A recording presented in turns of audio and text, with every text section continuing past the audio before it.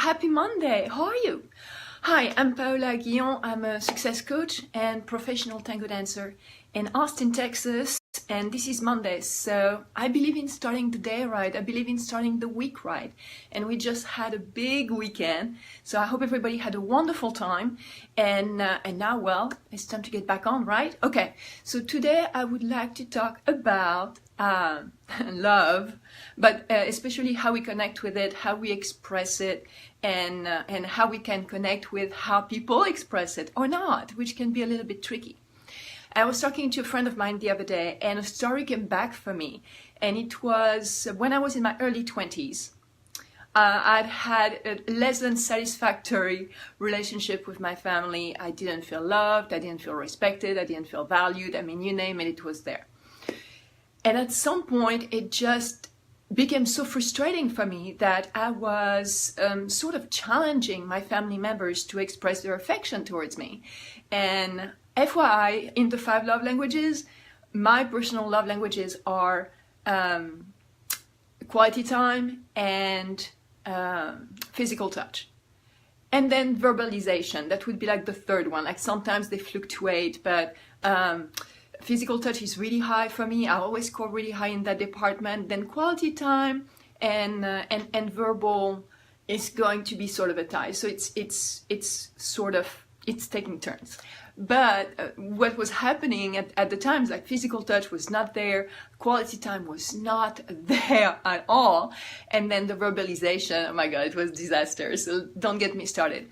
So it's not that there wasn't love, it's that I didn't feel loved. And it came a point that I demanded that, that love be expressed. So I would start to challenge, especially my mother, to buy me stuff. And that was my thing. It's like, if she loves me, she'll buy me what I want.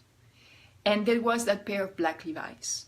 And just to be clear, in France, Levi's is super cool. And I mean, you're talking 20 years ago, the coolest thing you could be wearing at school was a pair of Levi's because they were expensive. Here you can get it for a reasonable price, but in Europe, it was twice the price. And I'm not talking Russia, where it was literally 10 times the price at the time 20 years ago. 20 years ago in France, a pair of Levi's was expensive, and you really had to spend a lot of money on it. And I had my heart set, I wanted a pair of black Levi's, it was going to be black. Not just a shaded black, had to be black. So I was really firm on that. And I kept asking for it, and I kept asking for it. Well, it didn't come because my mom didn't have the money. And the less it came, and the more disconnected I felt.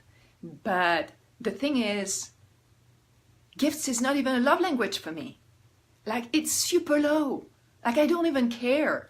Like, if somebody wants to express their love for me and they buy me stuff, I'm like, well, that's very generous, thank you, but I won't feel love. Now, if somebody I have a connection with just gives me a big hug, I'm in heaven. So that's where the love connection is at. It's a little bit tricky, is that if we don't get it in the language that we want, and I had no idea what love language was at the time, we don't get it in the love language that's going to matter, that's going to create that connection, and then we sort of go on another one to demand that connection be expressed, it's still not going to work. So it's going to be very tricky, and that's why I really encourage every time I have a client that is working on a relationship, and it can be platonic, it can be intimate, it can be a friendly relationship, it doesn't matter. It is the way we connect with ourselves and with others that is important for us to be aware of. So if having fun with your friends to feel connected is to do stuff compared to buying stuff together, or compared to doing something that's physically connecting, we need to know that about ourselves. So I'm going to put the link for the test for the 5 languages, 5 love languages. It's free. It's super accurate. I've done it. My friends have done it. It's like, we're not going to go crazy about it. However, it's something that I highly encourage you to look into, because that's made a huge difference for me. The second point I want to bring up, and it's the not so fun part of it, is that, and that's my personal opinion, some people may disagree with that, if we're trying to be in a relationship with somebody that has a different love language than yours, even if you know about it, it might be difficult. FYI, it might be difficult.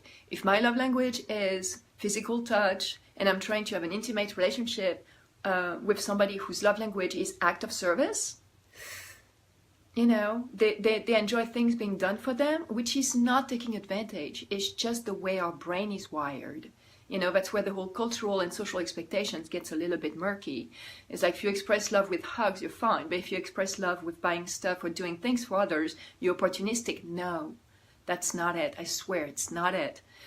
But if there is a disconnect at that level and the love languages are different, it's going to take more work. And it's going to be more difficult. It's going to be all the more relevant for us to know and to have that awareness of, hey, for that person, this is what that is.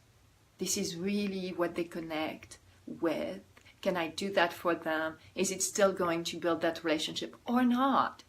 Because I'm telling you, if you're in a relationship with someone and their love language is quality time and your love language is quality time, you're going to have a lot of quality time, right? And that's going to be easier. So, like I said, that's just my opinion. But to have that awareness of what's your love language, where is it at, and to at least have one in common in the top two. And I'm not saying don't have a relationship with somebody who doesn't have the same love language than you. I'm just saying you may have to have done more work, and you may have to be more aware. You may have to be able to soothe yourself or to do a lot of work on your own and have more faith in that relationship than if you're in a relationship with somebody who has a matching love language. So it's about awareness and it's about the work. I'm not saying people can't love one another or can't enjoy that relationship if they don't have the same love languages. It's just going to be harder. That's my opinion.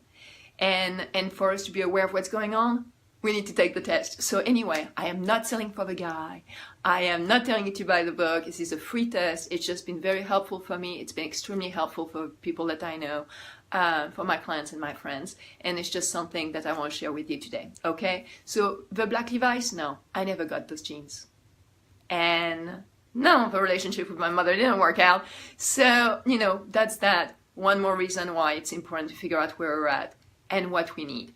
To feel loved and connected. So on that note, some of you just left a lot of family time. If you want to look into some things that you think could be better, that could be a solution. Until next week, reach for the greatest.